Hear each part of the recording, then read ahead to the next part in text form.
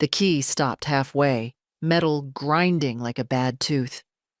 I tried again until my knuckles went white.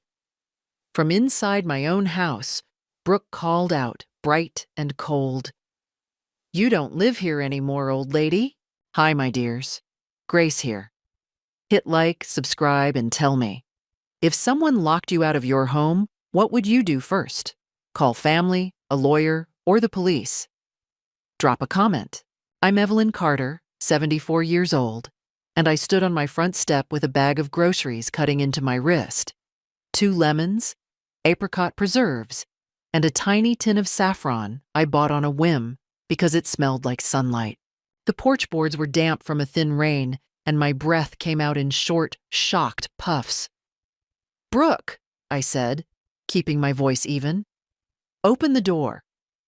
"Noah's not home," she answered, "and I'm not letting you in." "This is my address," I said. "My name is on the deed." Her laugh slipped through the door. "Not anymore. You signed what you needed to sign." My stomach tightened. I didn't sign anything. "You did," she sang. "You're old. You forget." I set the groceries down like they might shatter and prove her point. Then I pulled my phone out and called my son. It rang and rang. Voicemail. I hung up and called again. Voicemail again. Behind the door, Brooke hummed, like I was a stray cat on the porch. "Put Noah on," I said. "He told me to handle this," she snapped. "You don't get to run this house like it's your little kingdom. We're done." "We?" I repeated, and my voice went very quiet. "You live here because I allowed it." "And that's why you have to go," she said, sharp and satisfied. "Go find bingo and pudding cups. And don't come back with a locksmith. The police will back me up." That last line didn't scare me the way she intended. It warned me. Brooke wasn't just being cruel. She was confident. Confident people have paperwork. I walked down my steps, opened my car, and set the groceries onto the passenger seat. The saffron tin rolled and tapped the door like a tiny metronome. Then my phone buzzed. One new text. Noah. "Mom, please don't do anything dramatic. I'll call later." Later? Like this was a scheduling issue. I didn't reply. I opened the folder on my phone labeled House. Photos of my deed, my property tax bill, the insurance renewal. I'd snapped them months ago after a friend warned me, over a plate of clafoutis, that families get strange when money and property are involved. At the time, I'd laughed and said my family wasn't like that. I drove straight to the precinct. At the front desk, an officer with Martinez, stitched on his uniform, listened without interrupting. When I showed him my deed and tax statement on my screen, his face changed from polite to focused. "If you're the legal owner and someone's refusing to let you in, we can do a civil standby," he said. "We'll meet you there while a locksmith rekeys it. We'll also take an incident report." Relief hit me so fast my eyes stung. "She has my medications inside," I added. "Blood pressure pills, inhaler." Martinez nodded once. "That matters. Call your locksmith now." Outside in my car, I dialed the number Noah used last year. When the man answered, I said, "This is Evelyn Carter. I need my locks changed back. Today. Police will be present. I can prove I own the place." A pause, then, "If police are there and you can show proof, I can do it. Give me the address." I gave him my address like a declaration. When I hung up, I stared at my hands on the steering wheel. Old hands, yes, but steady. Brooke wanted to turn me into a helpless woman on a doorstep. Instead, she'd reminded me of something I'd forgotten about myself. I don't beg. I drove back home behind the patrol car, watching its light streak across the wet road like a warning. My house looked the same from the curb, but a small black camera had appeared under the eaves, angled right at the porch. Brooks' security, watching me like a stranger. Martinez parked behind me. "Stay close," he said, and we went up together. He knocked. "Police department." "Ma'am, open the door." Brooke answered through the wood, syrupy. "Officer, Evelyn doesn't live here anymore. She signed papers." "I need you to step outside," Martinez said. "No, Noah has power of attorney," she shot back. My stomach dropped. Power of attorney. Heavy words to throw around when you're trying to erase someone. "I didn't sign anything," I called. "If she says I did, she can show it." The curtain twitched, a glimpse of her cheek, then nothing. Martinez checked my ID against the address and nodded. "We'll keep the peace while the locksmith rekeys it. If she interferes, we'll document everything." A locksmith truck pulled in. The man hopped out with a tool bag and a drill, took one look at the patrol car and said, "All right, ma'am." Inside, Brooke started yelling, threats, my son's name, the word lawyer, like volume could change the deed. I didn't answer. I just stood beside Officer Martinez while the locksmith knelt at my door. The first screw came free with a sharp metallic squeal. The second screw came loose, then the third. The locksmith worked calmly, like this was any other Tuesday, but inside my house, Brooke's voice climbed higher, thinner, frantic. "This is illegal. Noah will sue you. I have authority." Officer Martinez didn't flinch. "Ma'am," he said toward the door, "if you have legal documentation, you can present it. Right now, the deed and ID confirm Ms. Carter as the homeowner." The drill bit into metal. A sharp smell of heated steel filled the damp air. The door jerked open suddenly from inside, chain still latched. Brooke's eye appeared in the gap, mascara perfect, mouth twisted. "You're making a mistake," she told the officer, not me. "Noah has power of attorney over her affairs. She's not well." Not well. I stepped closer. "If there is a power of attorney, show it." Her jaw tightened. "It's filed." "Filed where?" Martinez asked evenly. She didn't answer. The locksmith removed the cylinder and held it up. "Almost done." Brooke slammed the door. The chain rattled. My phone buzzed again. "Noah." "Mom, please." "Brooke says you're causing a scene," I typed back for the first time. "Evelyn, I am standing outside my own house with a police officer because your wife changed my locks." 3 dots appeared. Disappeared. Appeared again. No reply. The new lock clicked into place with a solid, decisive sound. The locksmith handed me 2 fresh brass keys. They felt heavier than they should have. "Ready?" he said. Officer Martinez nodded at me. "Go ahead, ma'am." I slid the key in. It turned smoothly. The chain on the inside scraped.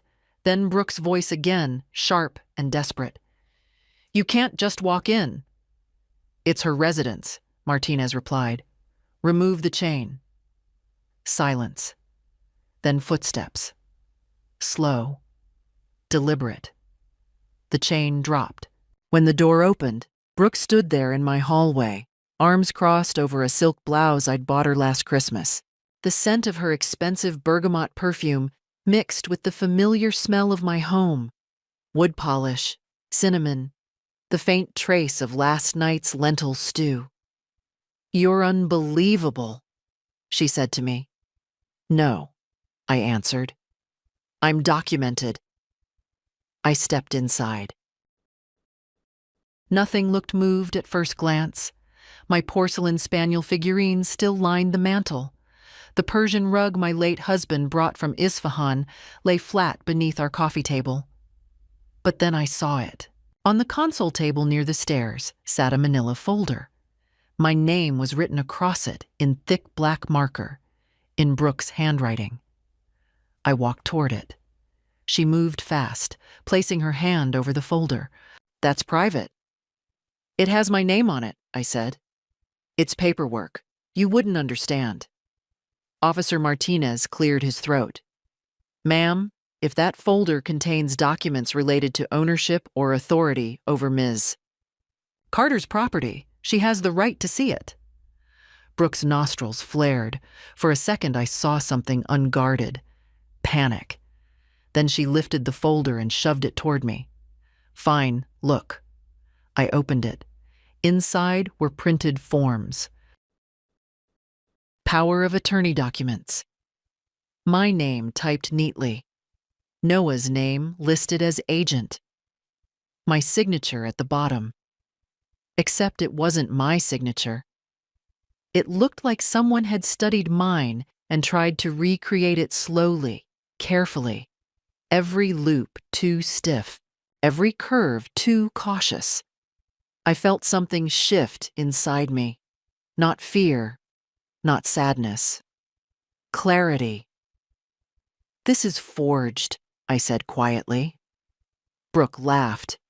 "Prove it." I looked at Officer Martinez. "I'd like this documented as suspected fraud."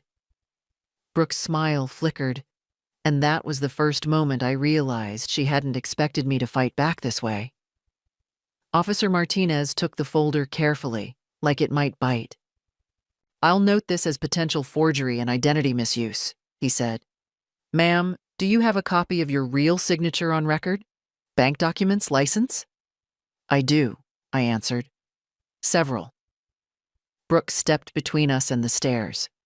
"This is ridiculous." "Noah knows about this." "Then he can confirm it in person," Martinez replied calmly. Almost as if summoned, the front door swung wider, and Noah walked in from the driveway, breathless, tie loosened, eyes darting between us. He looked at the patrol car outside, then at the locksmith's truck, then at me standing in the hallway, holding the folder with my forged name. "What is going on?" he demanded. "You tell me," I said. Brooke moved instantly to his side, fingers gripping his arm. "Your mother is spiraling. I told you this would happen. She forgot signing the POA, and now she's accusing us of crimes."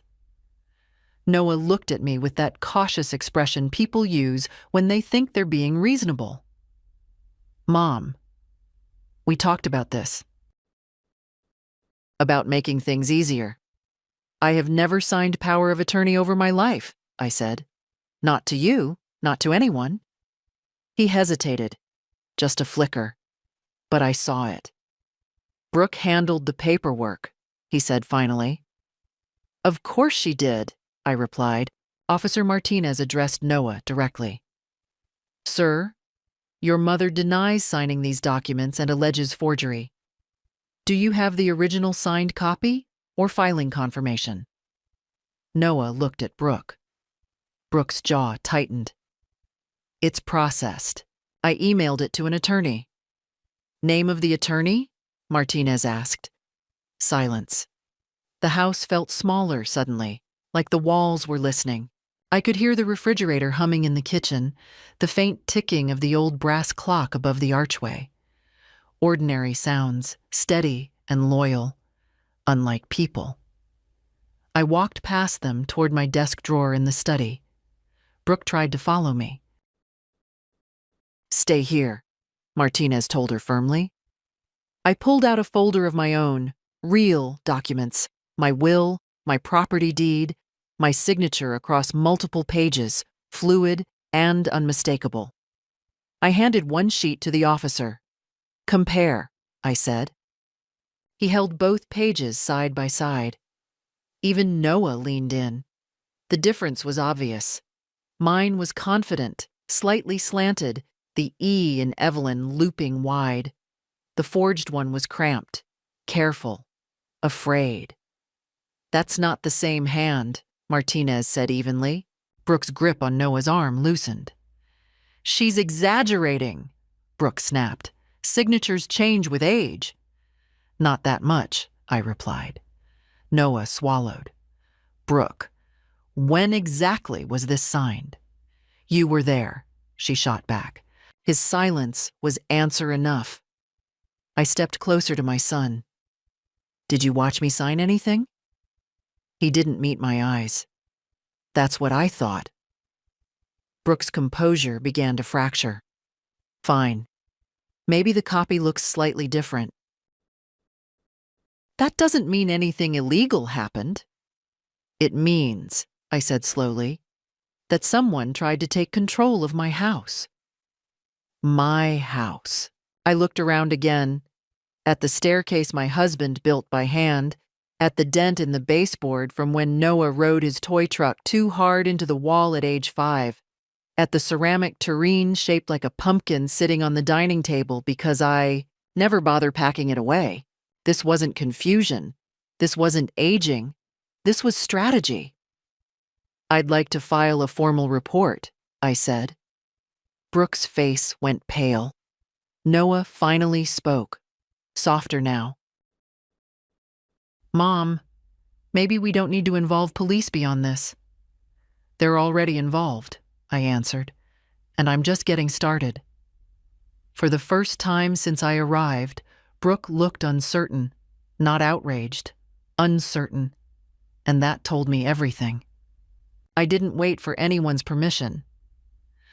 While Officer Martinez finalized the initial incident report in his cruiser, I sat at my kitchen table with my laptop open and my reading glasses perched low on my nose. Brooke hovered in the hallway like a storm cloud that refused to move on. First call, my bank. I need to place an immediate freeze on any new authorizations or power of attorney filings connected to my accounts, I told the representative. My voice was steady, precise. And I want a fraud alert added today. There was keyboard clicking on the other end. I can see a recent inquiry about adding a secondary authorized agent, the woman said. It wasn't completed. My eyes lifted slowly toward Brooke. She looked away. Lock it down, I said. Everything. Second call, the county recorder's office. No transfer of deed has been filed, the clerk confirmed after checking my address. The property remains solely in your name, Miss Carter. Has anyone requested certified copies recently? I asked. A pause. Yes, 2 weeks ago. Who picked them up? Listed as Brooke Lawson. Of course. I ended the call and wrote everything down in a small leather notebook I keep for recipes and garden notes. Today, it became evidence. Noah paced near the sink, running a hand through his hair. Mom, you're escalating this. No, I corrected him. She did. Brooke finally stepped forward. I was protecting us. You said yourself you didn't want to manage everything anymore. I said I didn't want to climb ladders to clean gutters, I replied. That is not the same as surrendering my home. Her lips thinned. I opened my credit monitoring app next. 3 soft inquiries in the last 10 days, all connected to a financial advisory firm I didn't recognize. Interesting, I murmured. Noah frowned. What? Someone has been preparing for something, I said, and it wasn't a family dinner. Brooke crossed her arms. You're paranoid. I closed the laptop slowly. Paranoia is fear without evidence. This is documentation. Officer Martinez knocked lightly on the open door before stepping back inside. Ma'am, the report is filed. I recommend you contact an attorney and possibly pursue a protective order if harassment continues. Harassment. Such a mild word for someone trying to erase you. I will, I said. Brooke's composure cracked again. You're turning this into a spectacle. No, I answered quietly. You did when you changed my locks. Noah looked between us, his face pale now. "Brooke, did you actually file anything officially?" She hesitated 1 second too long. "It was in progress," she snapped. "I was trying to make things simpler before something happened to her." "Before something happened to me?" I repeated. "What exactly were you planning to happen?" Silence. The clock ticked above us. I stood up from the table and walked to the hallway closet where I keep important originals in a fireproof lockbox. I checked the contents one by one. Passport, birth certificate, deed copy, insurance binder, my late husband's military papers. All there. But the folder containing my recent financial statements was slightly misaligned, just enough to tell me it had been handled. I turned slowly. "Did you go through my lockbox?" I asked. Brooke didn't answer.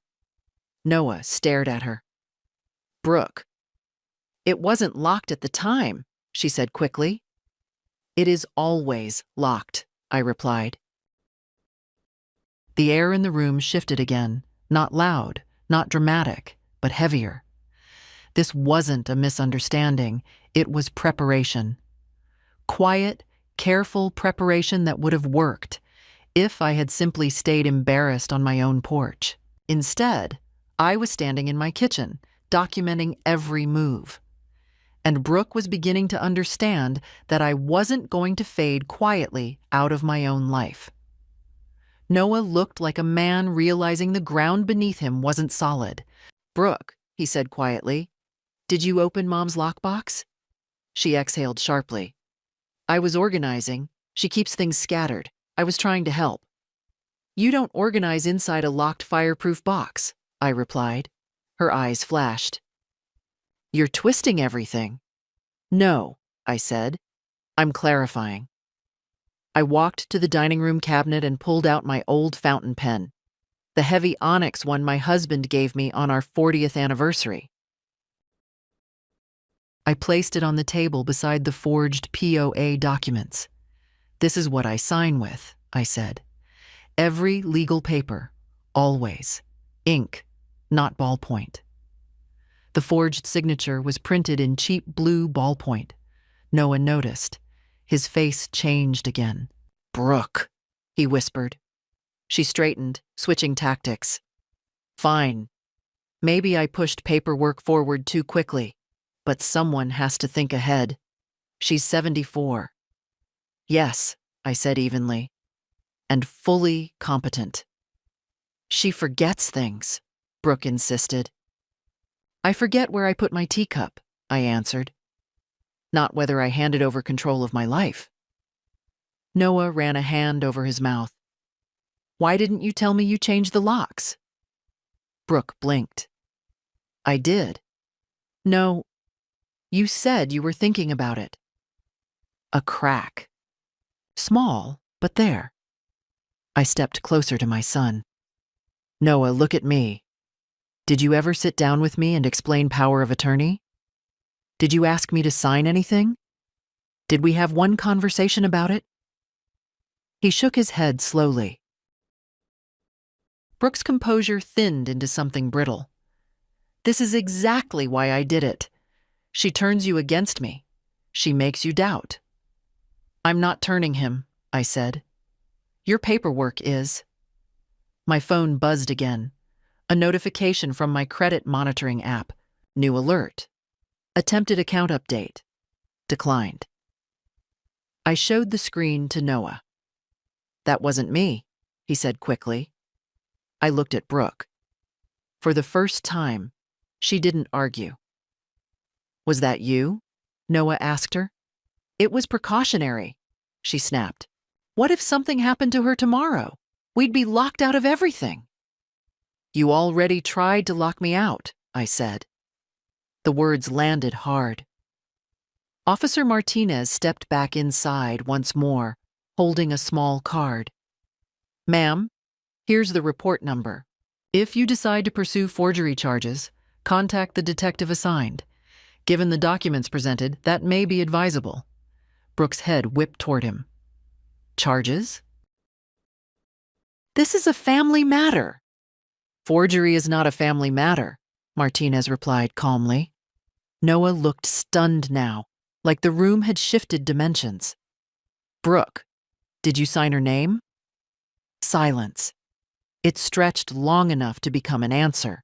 Finally, she said too quickly, I practiced it to see if it would match. That's all. The temperature in my own home seemed to drop 10 degrees. You practiced my signature, I repeated. It was just a draft. I folded the forged papers neatly and placed them back in the folder. You don't draft someone else's name, I said. You either have authority or you don't. Noah stepped away from her, as if realizing he'd been standing too close to a flame. I picked up my onyx pen and slipped it into my cardigan pocket.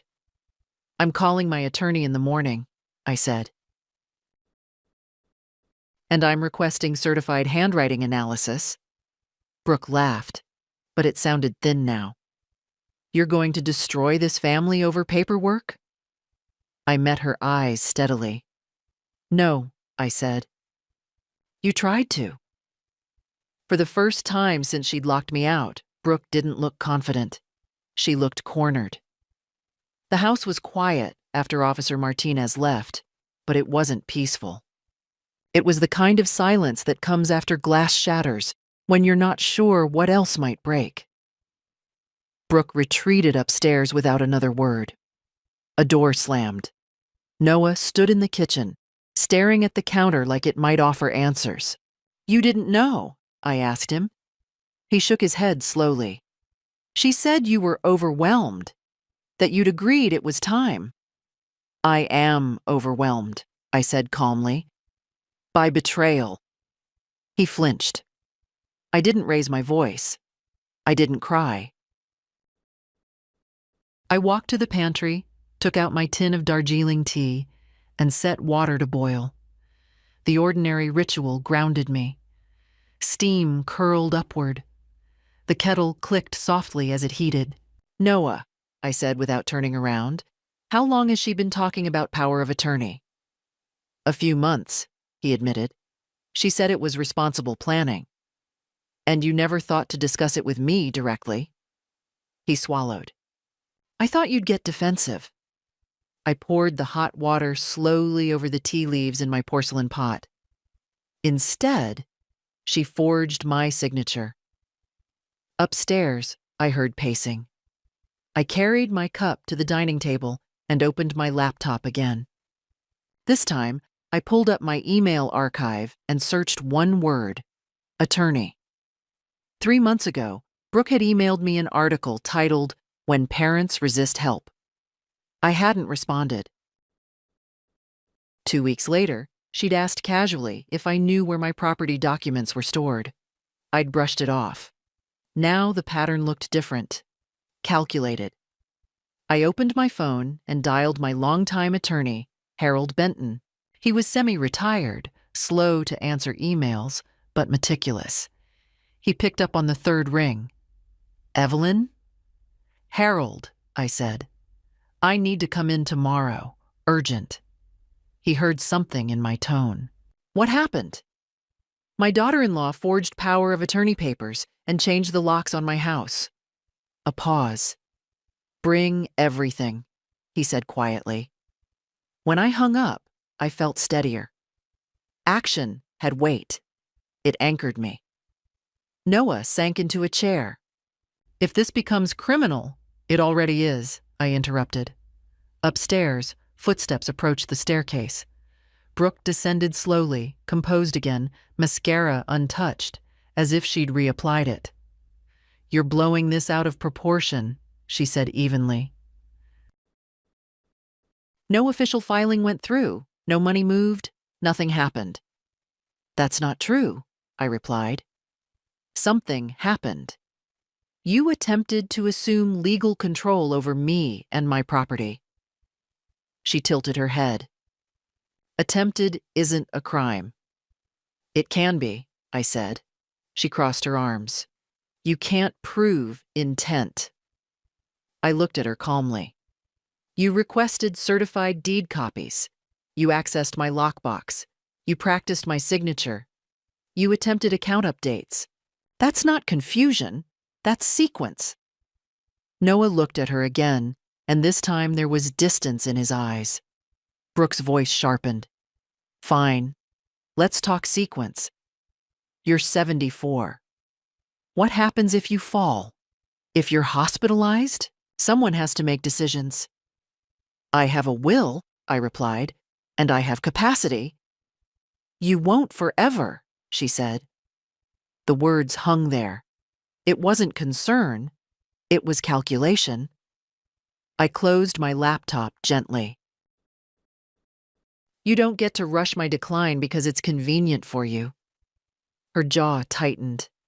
I stood and walked to the hallway, where the new lock gleamed in place. I ran my fingers over the cool metal. This house is not a transitional asset, I said quietly. It is not a stepping stone. It is my home. Brooke's composure slipped just slightly. You can't cut us out. I'm not cutting anyone out, I answered. I'm cutting fraud out. Noah rubbed his temples. Brooke, did you plan to transfer anything else? She didn't answer. That silence again, and this time, it felt heavier. I walked back into the kitchen and opened my freezer. Inside, behind bags of frozen blueberries and a forgotten container of bisque, was a small metal cash box. Emergency funds. I checked it. Untouched. Good. But the fact that I felt the need to check told me everything. I turned to face them both. Tomorrow, I said evenly, I meet my attorney. After that, I file a formal forgery complaint. I also notify the bank fraud department and request written confirmation of all attempted changes. Brooke's eyes flashed. You're serious? Yes. Noah stood slowly. Maybe we should all cool down. I am cool, I said. That was the part Brooke had miscalculated. She thought humiliation would make me emotional. That embarrassment would keep me quiet. That being called old would make me shrink. Instead, it made me precise. Upstairs, a drawer slammed again. Brooke disappeared into the bedroom. Noah lingered. Mom, he said quietly, are you planning to press charges? I met his eyes. I'm planning, I said, to make sure no one ever thinks they can erase me again. And for the first time, I saw fear, not in Brooke, in him.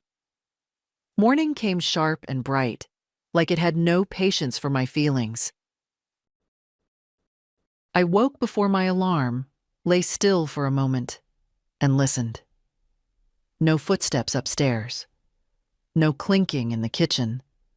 The house felt like a stage after the actors have gone home. I dressed carefully. Soft slacks, a cardigan, my pearl studs. Not for vanity, for armor.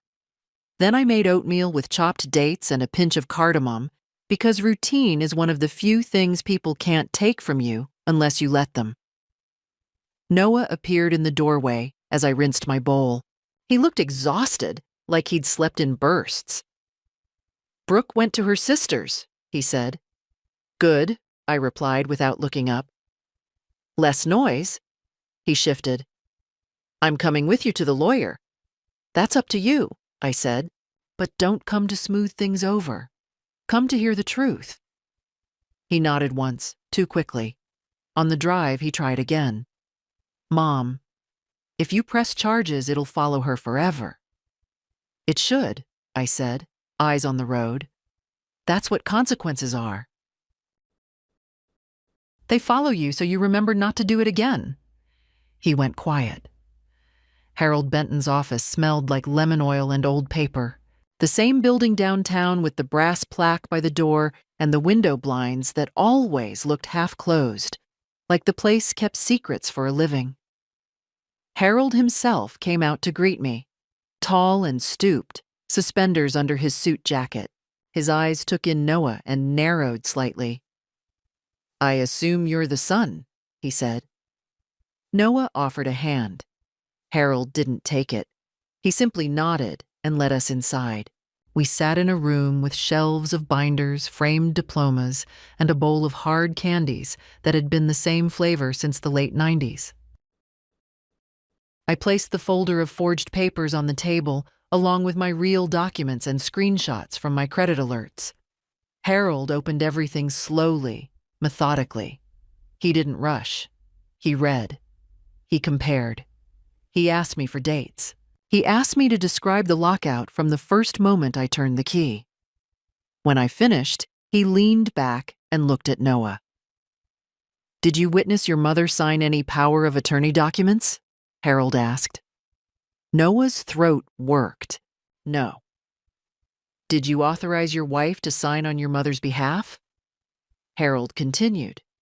"No," Noah said, more firmly.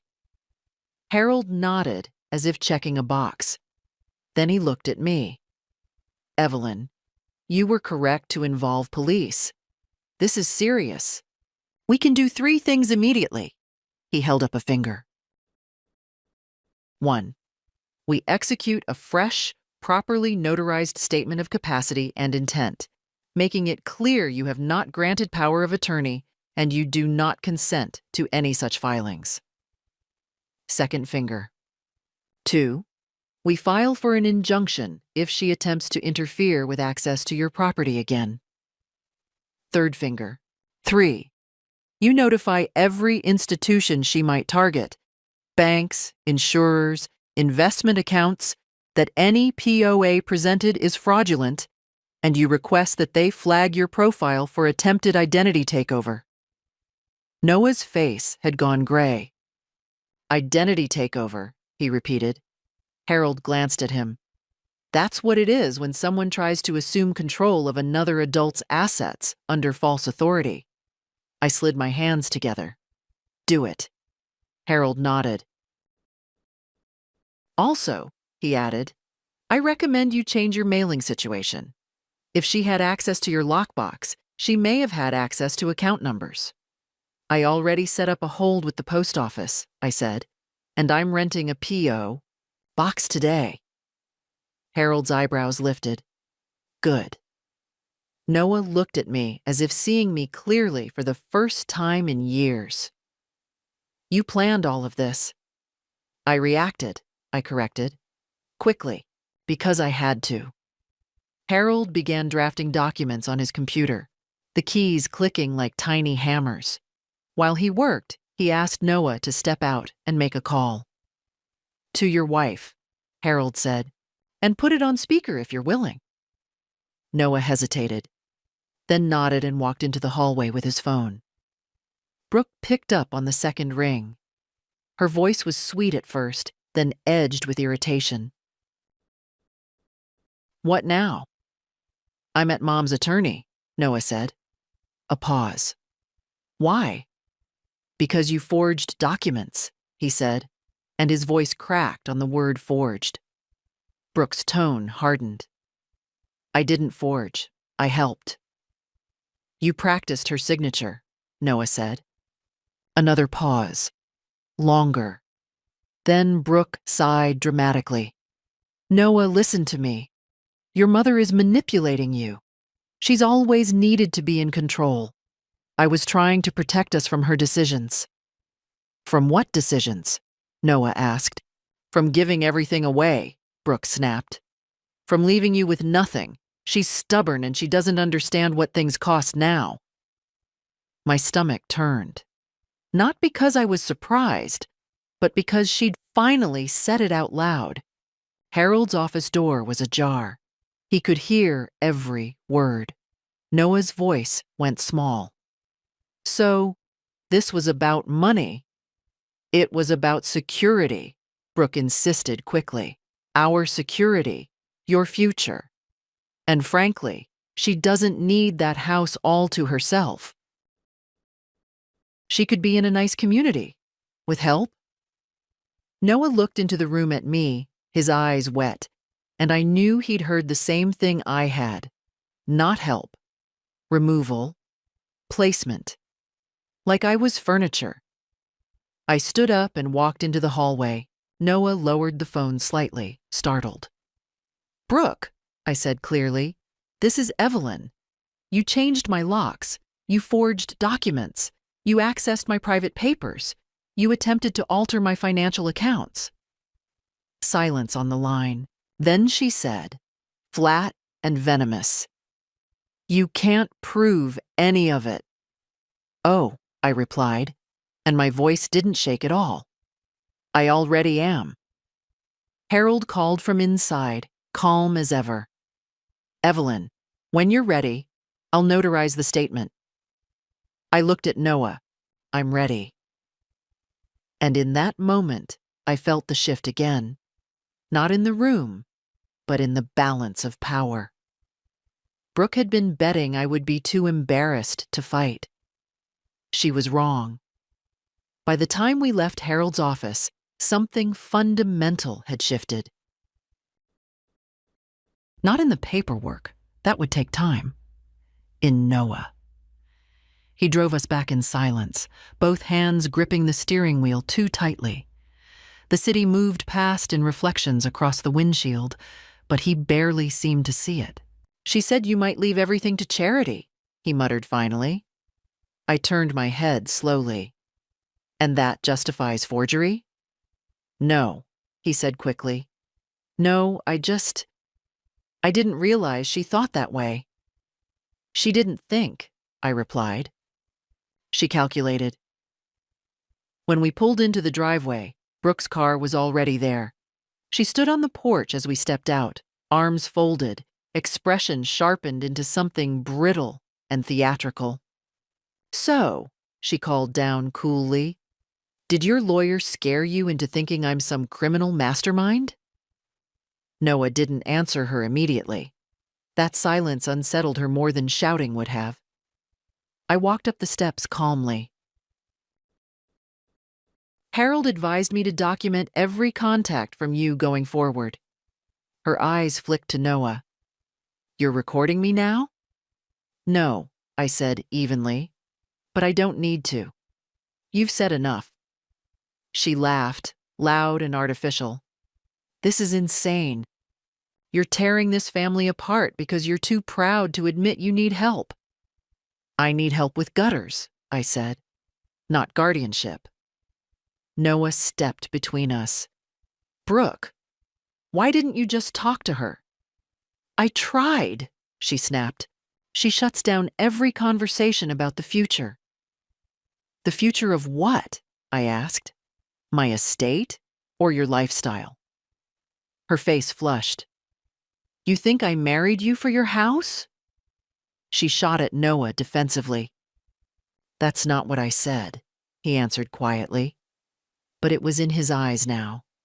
The question. Brooke's voice rose. "We have student loans. We have a mortgage. We have plans." "And she's sitting on a fully paid house like it's a museum."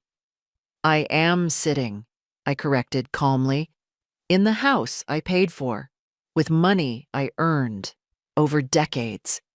She stepped closer to me, dropping her voice low and sharp. "You won't live forever." There it was again. Not concern. Timeline. Noah visibly recoiled. "Brooke." "What?" she said, throwing her hands up. "It's reality. We have to think ahead." "Thinking ahead," I said quietly, "does not include forging my signature and locking me out." She turned to Noah again. "You're just going to let her humiliate me like this?" He didn't answer. The wind picked up slightly, brushing the maple leaves above us. The small black camera under the eaves blinked red. I noticed it. "You installed that?" I asked. "For security," she said. "For watching me?" I asked calmly. Her lips tightened. I walked to the front door and touched the new lock. Solid. Clean.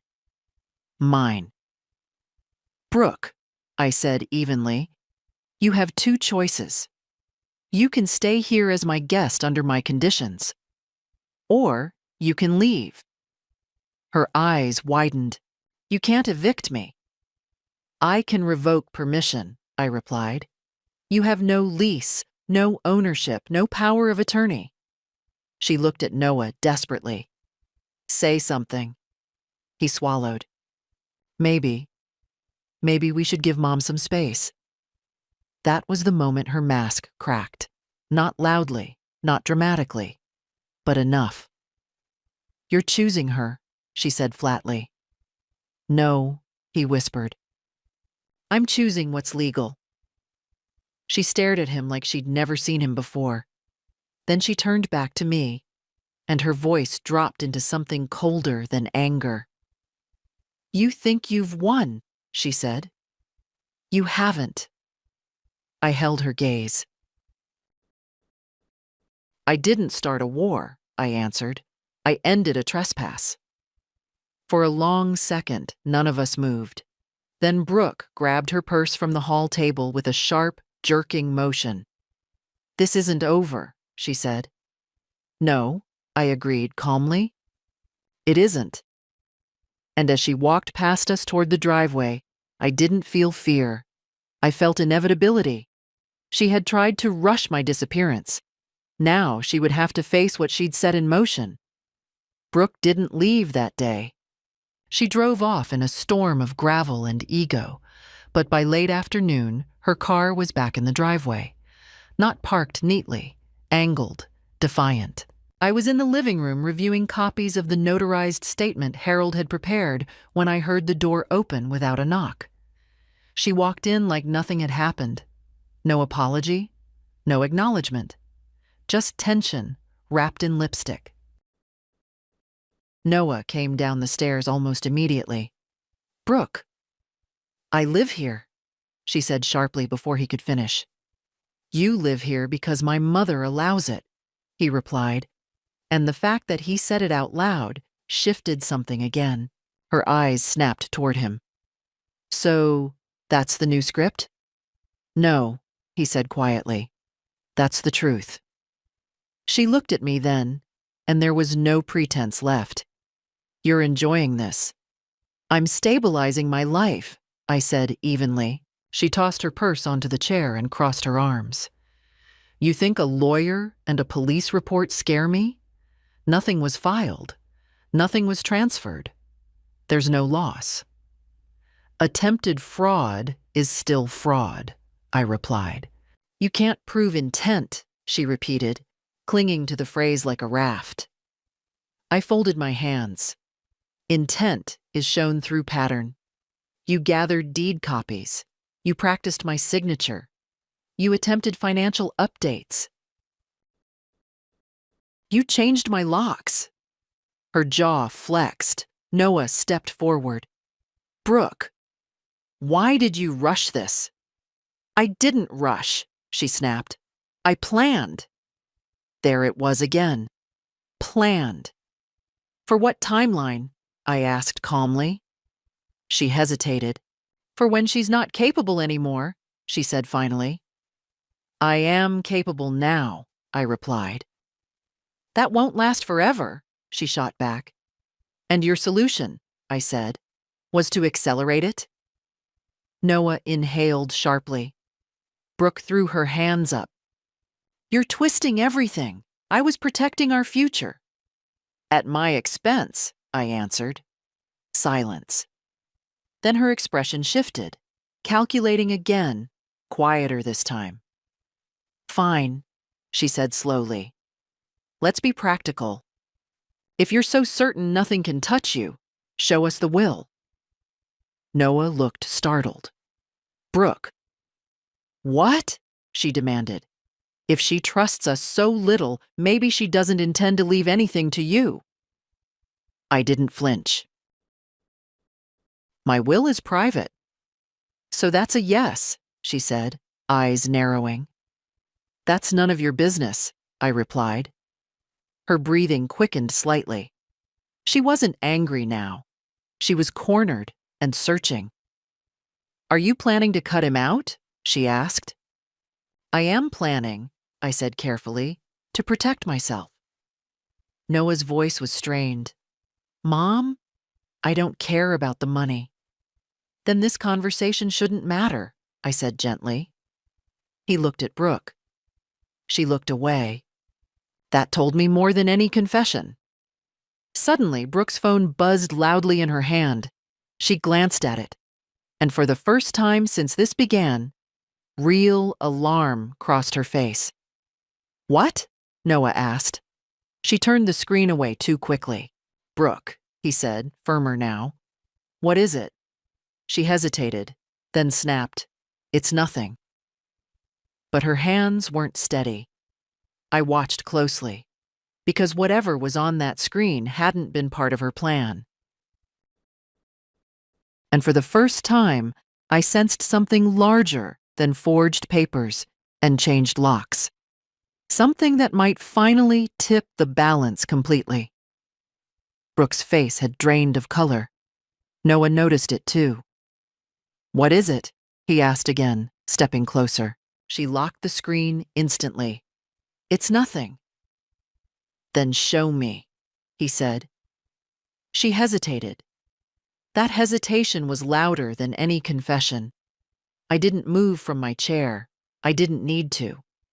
The air in the room had changed, thicker, charged. Brooke had been on offense since the moment she changed my locks. Now she was reacting. Noah, she said, lowering her voice, not in front of her. In front of me, I corrected calmly. This is my house. Her jaw tightened, but she handed him the phone. He looked down. I watched his expression shift from confusion to disbelief to something colder. Brooke, he said slowly, what is this? She snatched the phone back. It's a misunderstanding. From who? He demanded. I stood up now, slowly. What misunderstanding? Noah looked at me. It's from the bank. My stomach stilled. They flagged an attempted submission of power of attorney documentation this morning, he continued, voice tight. Digital upload. It was rejected for signature inconsistency. I felt something settle into place inside me. This wasn't planning for the future. This was active.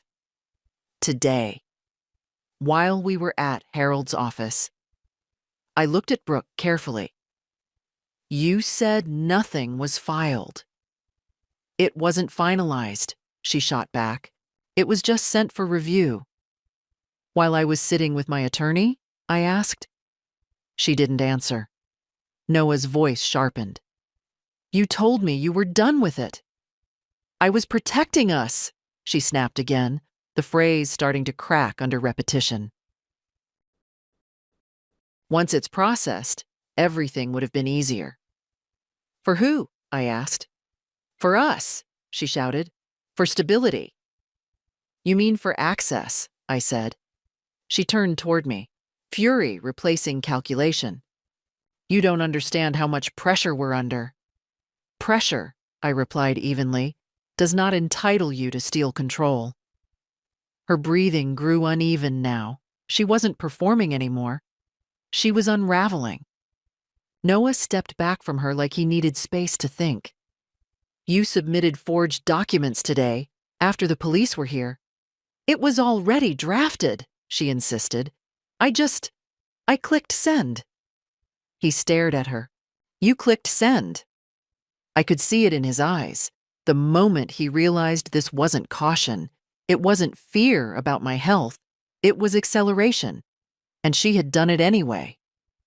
I want to see the email, I said. Brooke laughed bitterly. You're not entitled to my private accounts. I am entitled, I replied calmly, to see evidence when it involves my identity. She didn't move. Noah reached for the phone again. This time she didn't resist. He scrolled. It's addressed to a financial advisory firm, he said quietly. Subject line, POA submission, urgent. Read it, I said. He hesitated, then did. Attached is the executed power of attorney, granting authority to manage accounts and property for Evelyn Carter. Please expedite processing due to health concerns. Health concerns. I felt the word like a cold hand on my spine. What health concerns? I asked softly. Brooke's composure shattered. You're 74. That's the concern. No diagnosis? I asked. No evaluation? Just age? You can't pretend time isn't real, she shot back. I don't, I said. I respect it. You try to weaponize it. Noah lowered the phone slowly. You told them she had declining capacity. Brooke didn't answer. Do I? I asked him quietly. He looked at me. Really looked. No, he said. Silence settled in the room again, but it was different now. Not tense. Clear. I walked toward the hallway table and picked up the folder Harold had given me. Fresh notarized statement, stamped and dated. I filed documentation today affirming my full capacity, I said. I notified my bank, I flagged my accounts, and tomorrow I meet with the fraud department in person. Brooke's breathing quickened. You don't have proof I sent that? I tilted my head slightly. The metadata will. Her face changed. That landed. Noah ran both hands over his face. Why would you risk this? Because she would never fight back, Brooke snapped suddenly, turning on me. That's why. She's polite. She avoids conflict. She cares too much about appearances. I held her gaze. You miscalculated, I said. Her eyes flashed with something that wasn't anger anymore. It was fear. You can't push me out, she whispered. I don't have to, I replied. You're doing that yourself. Noah's voice came out low and steady. Brooke, if there's even a chance this becomes criminal, you need to stop, right now. She looked at him as if betrayed. Stop what? She demanded. Everything, he said. For a long moment, no one moved. Then Brooke stepped back slowly, clutching her phone to her chest like it was the last thing anchoring her. This isn't over, she said quietly. No, I agreed. Now it's official. And in that moment, I knew something irreversible had happened. She hadn't just tried to control my house, she had documented her own intent. That night, Noah didn't sleep in the bedroom. I heard him on the couch, shifting, the springs complaining every time he turned. The house had its own language, and tonight it sounded like strain. I woke early again. Habit and vigilance. I didn't go upstairs. I didn't knock. I didn't chase Brooke. I made coffee the way my husband taught me, strong, with a pinch of cinnamon, and I set one mug on the counter and one at the table. I didn't offer one to Brooke. I simply left the second mug there, like a quiet test. Would she come down and act human, or would she keep playing a role? At 7:30, she descended. She looked composed in a way that felt practiced, like she'd been rehearsing in the mirror. Calm face, soft voice, controlled eyes. Evelyn, she said, as if last night hadn't happened, as if she hadn't tried to upload forged authority over my life. Can we talk like adults?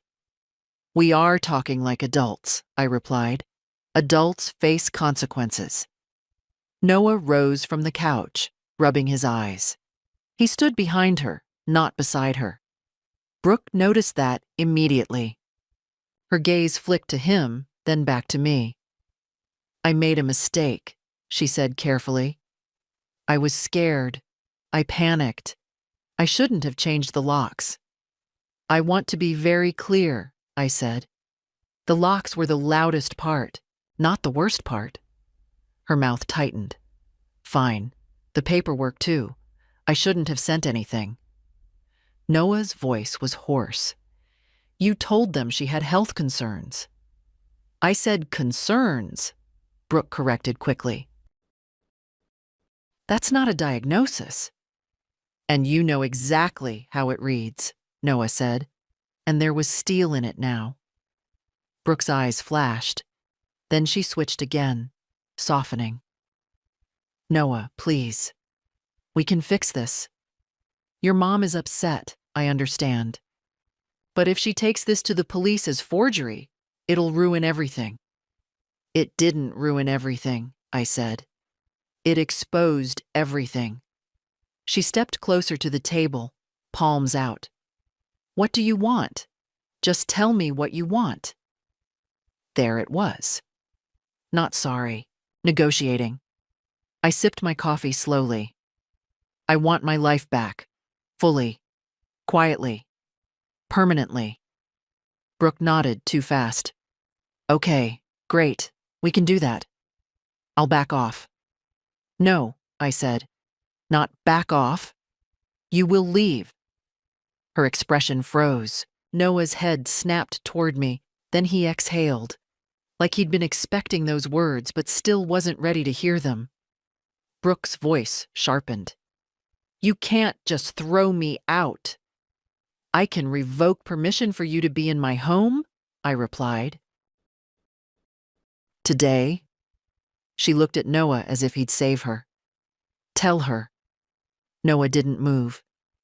Brooke, you locked my mother out of her own house. So she's punishing me, Brooke hissed. She's protecting herself, Noah said quietly. That quiet sentence did more damage to Brooke than any yelling could have. Her face flushed. So you're choosing her over your wife. Noah's jaw clenched. I'm choosing reality. Brooke's eyes darted around the kitchen, calculating again. I could almost see the routes she was considering. Who to call, what story to tell, which angle might get her traction. Then she tried a new one, the ugliest one. She turned to me, voice low and contemptuous. You think you're safe because you have papers and a lawyer. But you're alone, you're old, and you need help whether you admit it or not. The word old slid out like a blade. I set my mug down with a soft click. I am not alone, I said evenly. I have a deed, a mind, and now a record. Noah's hands balled into fists at his sides. Brooke continued, faster now, the mask slipping. If you kick me out, Noah will resent you. He'll regret it. And you'll sit here in this big house with your little tea and your little routines until something happens and no one finds you. Noah's voice snapped. Stop. Brooke ignored him. That's what you want, isn't it? Control until the end. I stood up, slowly, not threatening. Final. I survived childbirth without anesthesia, I said calmly. I buried a good man. I paid this house off. You will not scare me with loneliness because you're losing your leverage. Brooke's breath hitched, but she recovered. So what? You're calling the police? No, I replied. Not right this second. Relief flashed across her face. Then I finished the sentence. I'm calling the fraud department and the detective assigned to my report, and I'm changing every access point you've ever touched, starting today. Her face fell again. Noah stepped forward. Brooke, pack a bag. Go to your sister's. We need space. She stared at him as if he'd struck her. You can't do this, she whispered. I can, he said, voice shaking but firm, because you did something I can't undo. Brooke's eyes turned glassy with rage and humiliation. She stormed past us toward the stairs, and I heard drawers yanked open, hangers scraped, a suitcase dragged from under the bed. I didn't follow.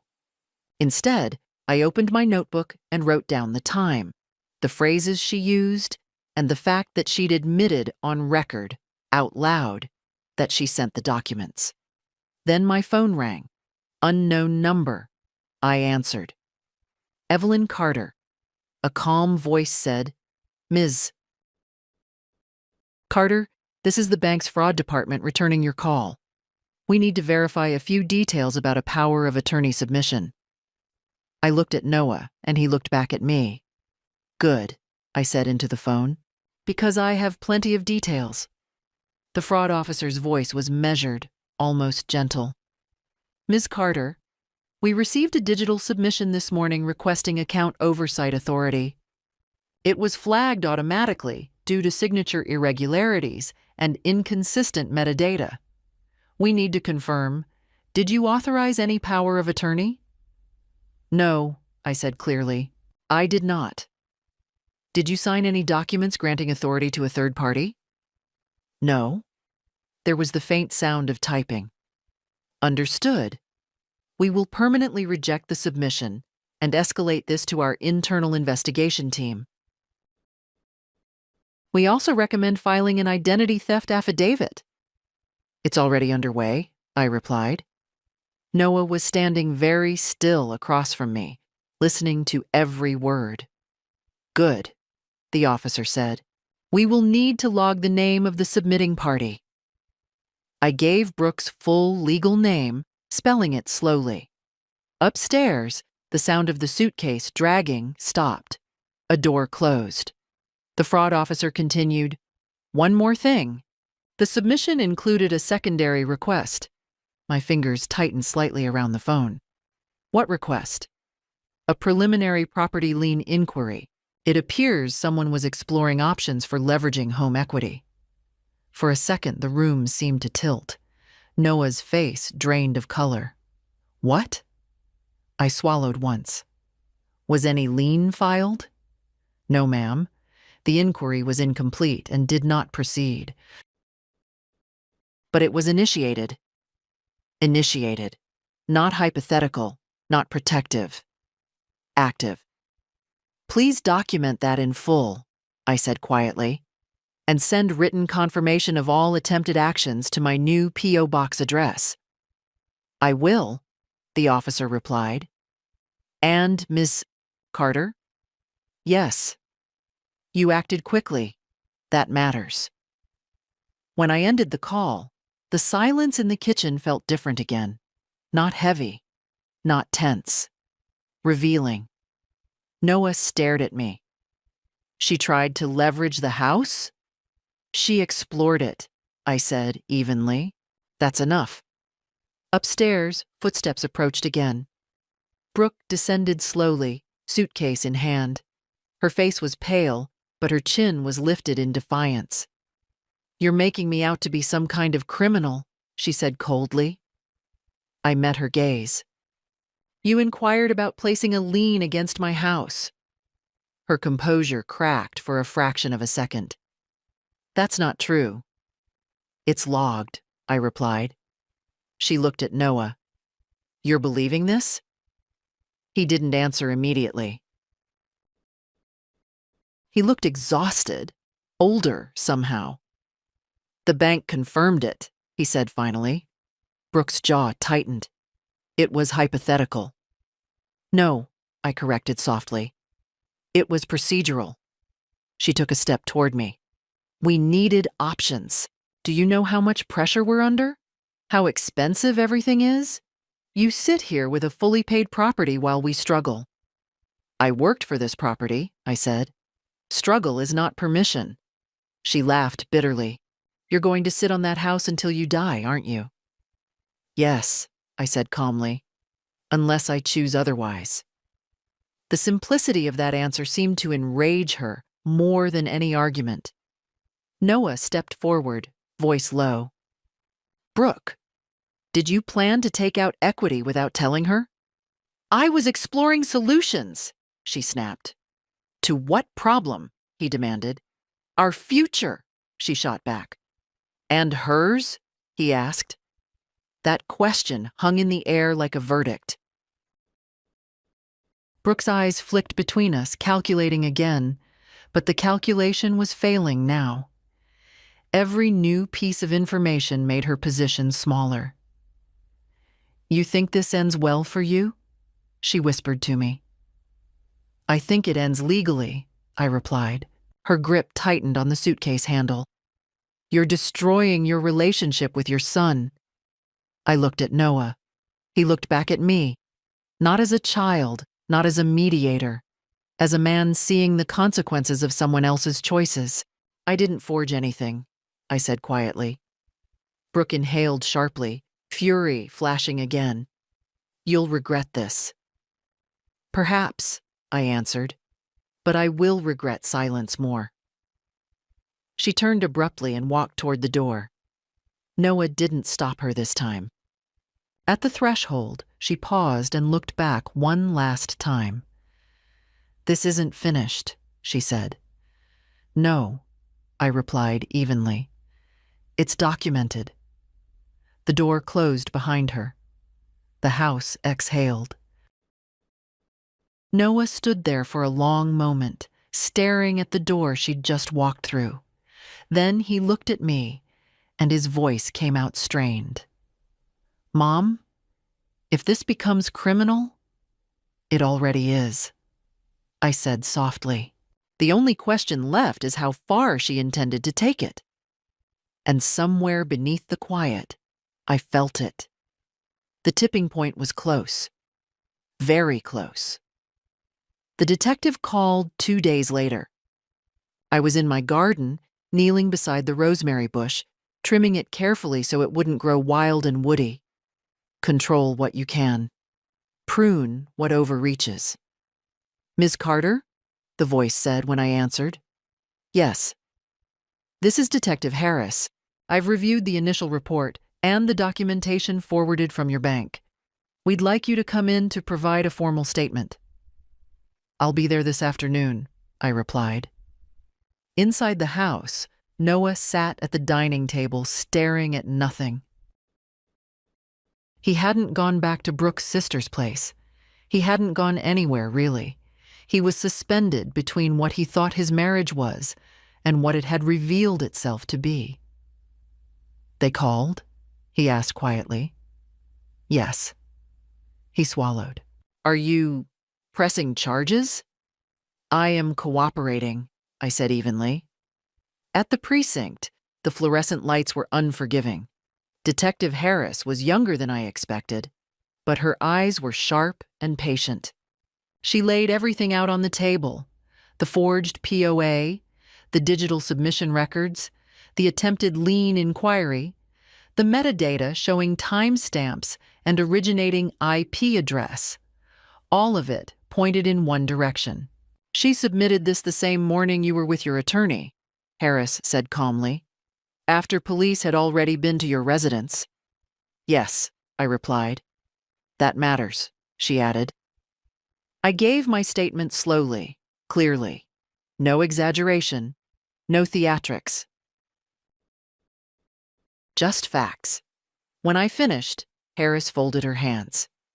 "Based on the evidence, we have probable cause for attempted identity theft, attempted fraud, and forgery.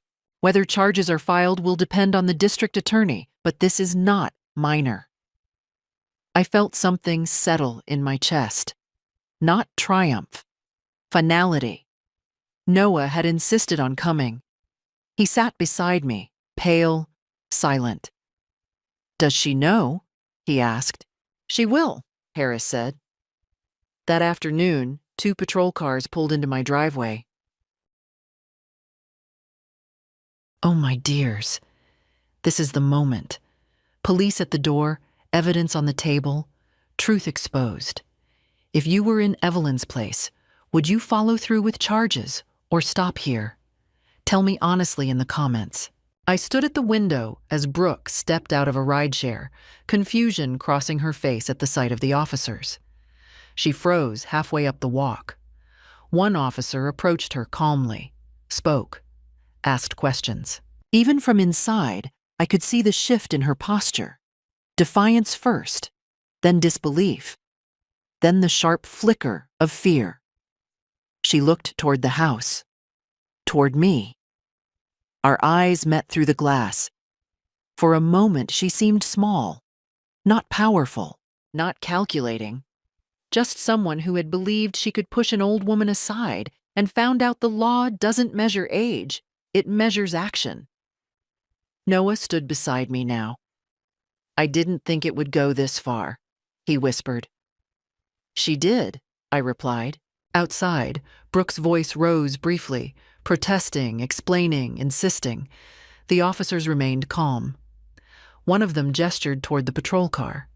She didn't resist, not physically. But her eyes never left the house as they guided her toward the back seat. The door closed with a solid, irreversible sound. I exhaled slowly. This wasn't revenge. This was consequence. And for the first time since my key had jammed in that lock, I felt something close to peace. The house felt different the moment the patrol cars left my driveway. Not lighter, exactly. More honest. Like the air had stopped pretending. Noah stood on the porch for a long time after, hands in his pockets, staring at the damp tire tracks in the gravel. He looked like a man trying to find the exact moment he should have spoken up, the exact second he could have prevented all of this. "You don't have to stay here," I told him gently. He didn't look at me. "I don't know where else to go." "That's not my problem to solve," I said, not unkindly. "But I won't watch you drown in indecision either." He swallowed hard. "I didn't think she'd do that. The lien thing. The forged signature. I thought she was just organized." "Organized people don't practice someone else's name," I replied. We went inside. I put my kettle on again, my reliable old ritual, and I set 2 slices of bread into the toaster. The smell of warm crust always made the house feel inhabited, like it was still mine and not a battlefield. Noah sat at the table and finally spoke in a voice so small it almost made me angry. "She said you never respected her." I buttered the toast slowly. "Respect isn't something you demand while stealing." He nodded, eyes fixed on the table. "I kept trying to keep peace." "I know," I said, "but peace isn't real if it's built on my silence." That afternoon, I made calls like a woman doing storm preparation. Each one was a nail in place. I called the post office and confirmed my mail forwarding to the P.O. box. I called my insurance company and placed a note on my policy. No changes without in-person verification and 2 forms of ID. I called my investment firm and asked them to add a verbal passphrase, something no one would guess. I chose "Patashu." Noah blinked when he heard it. "Why that?" "Because it's funny," I said, "and because Brooke wouldn't know it if it hit her in the face." For the first time in days, he almost smiled. Then it fell away again. By evening, I had a security company scheduled for the next morning. New cameras, a new alarm panel, door sensors. A keypad code no one else would ever know. I wasn't turning my house into a fortress because I was scared. I was doing it because boundaries should be physical, not just emotional. When the technician arrived, he was polite and brisk, walking room to room with a tablet. He asked who lived here. "Me," I said. He glanced at Noah. "And him?" "He's visiting," I said simply. Noah didn't argue. He just looked down, ashamed. After the technician left, I sat in my living room and opened a small wooden box I hadn't touched in years. Inside were photographs. Noah as a boy with missing front teeth. Noah at graduation.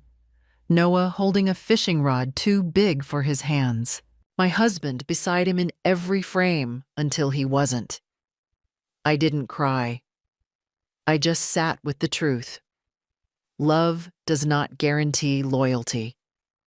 It never did. That night, Noah knocked on my bedroom door like a guest. "Mom," he said quietly, I'm thinking of staying at a hotel. That's wise, I replied. He hesitated. Do you hate me? I looked at him for a long moment. Noah, hate would be simpler. What I feel is disappointment and relief that I woke up. His face crumpled a little. I'm sorry. I know, I said. But sorry doesn't rewind time. It just decides what you do next. He nodded, then left. I slept deeply for the first time since the lock had jammed. In the morning, I met Harold again. We sat across from each other, and he slid a set of documents toward me. A revised will, he said, and a living trust option, if you prefer. You can also designate a neutral third party as executor, someone who won't be pressured. I read the pages slowly. Does this mean I'm cutting Noah out? I asked. It means, Harold replied, that you're making decisions with clear eyes. Clear eyes. That was the phrase I'd needed. I signed nothing that day. Not yet. Not because I hesitated, because I wanted every choice to be deliberate, not reactive. On the drive home, I stopped at a small bakery and bought a box of kouign-amann, the kind with caramelized edges that crackle when you bite them. Little layers of butter and sugar stubbornly holding their shape. At home, I sat at my kitchen table alone with a cup of coffee and one pastry. The house was quiet, yes, but it wasn't empty. It was mine.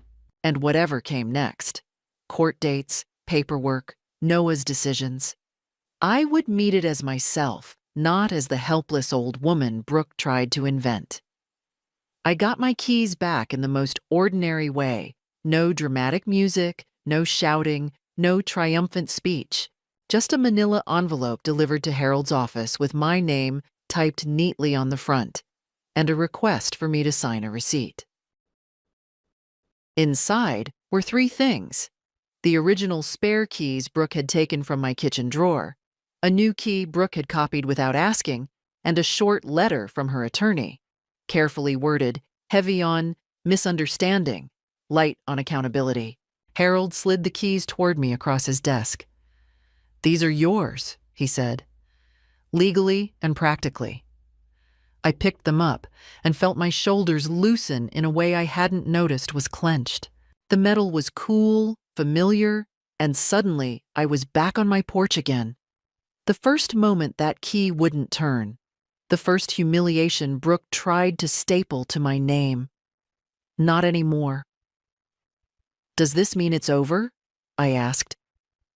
Harold didn't sugarcoat it. The criminal portion will proceed as the district attorney decides.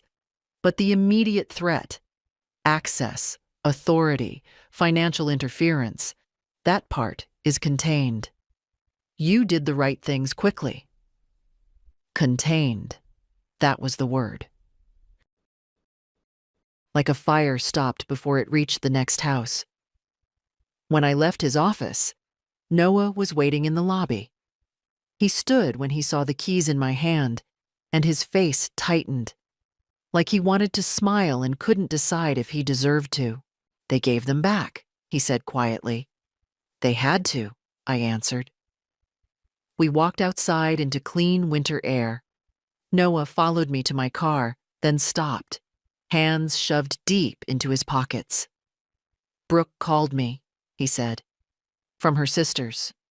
She said I should convince you to drop everything. I looked at him. And what did you say? His throat worked. I said, I can't ask her to drop the truth.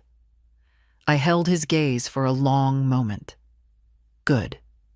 He nodded, eyes glassy. She's furious. She says you ruined her life. Noah, I said gently, your wife tried to take mine. He flinched, but he didn't argue. We drove back to my house separately. I pulled into the driveway and sat for a moment with the engine off, keys in my palm. The maple tree's branches tapped lightly against one another like dry fingers. The new security camera under the eaves blinked. My alarm panel glowed near the front door. I wasn't scared of my own entryway anymore. Inside, the house smelled like coffee and wood and the faint lemon oil I use on my cabinets. I set the keys on the counter, then picked them back up, one by one, and put them on a new ring with a small brass tag. Harold gave me that morning, property owner. It was blunt, almost funny, but I liked it. Noah arrived an hour later, standing in my doorway like someone asking to be led into a life he'd taken for granted. "I found a place," he said, "a short-term rental." "That's wise," I replied. He swallowed. "I don't know what happens to us." "I do," I said calmly. "You decide what kind of man you are when there's a cost." His eyes dropped. I should have stopped her sooner. "Yes," I said. "You should have." The truth didn't need softening. He'd had plenty of softness. It nearly got me erased. He looked up again. "Can we start over? Not like before, just honestly." I considered him, my son, my child, a grown man who'd let someone call me old lady and hoped time would smooth it out. "I'm willing to rebuild," I said slowly, "but it will be slow, and it will be on terms that protect me." He nodded quickly. "Whatever you need." "I need you to understand something," I said. "Love is not access. Family is not permission." He swallowed hard. "I understand."